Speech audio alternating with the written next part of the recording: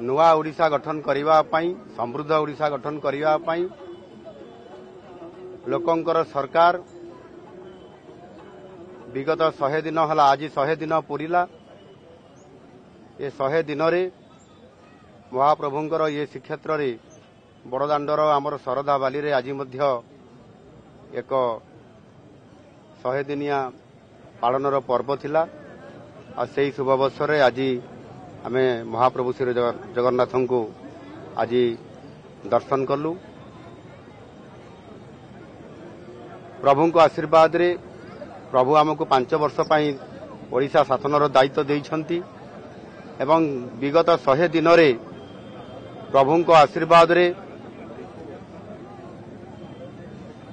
अनेक कार्य संपादन हेइछि एवं लोकंकर आस्था भाजन हेइ पारिछु।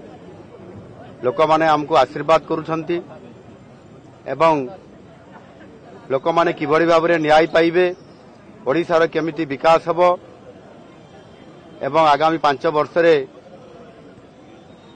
नुआ ओडिशा गठन करिवार एवं समृद्ध ओडिशा गठन करिवार जो विकासर रास्ता बाहरी ताहा आगेइबो सेतिपय महाप्रभु को निकट रे प्रार्थना करिछु। महाप्रभु निश्चित भाव में हमको आशीर्वाद करिसंती एवं आगामी दिन में ओडिशार विकास भारत वर्ष रे सर्वश्रेष्ठ हब आउ सेतिपय प्रभु को निकट रे प्रार्थना जणैछु।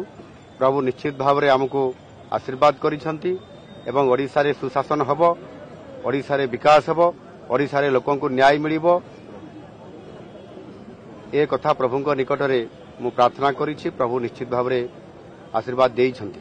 देखंतु स्पष्ट भाव में निर्वाचन पूर्वरु आम दलर शीर्ष नेतृत्व सेमाने घोषणा पत्र रे पॉलिटिकल मैनिफेस्टो रे बा आमर संकल्प पत्र रे आमे ताकू लिपिबद्ध करी लोकंक पाखु जाइतु सेतरे स्पष्ट अछि ये 5 वर्षर ये मैनिफेस्टो रे समय अनुसार आवश्यकता अनुसार ओडिशार विकास क्षेत्र में समस्त योजना गुड़िक घोषणा हब और घोषणा हो चली एणु व्यस्त होबार नहीं।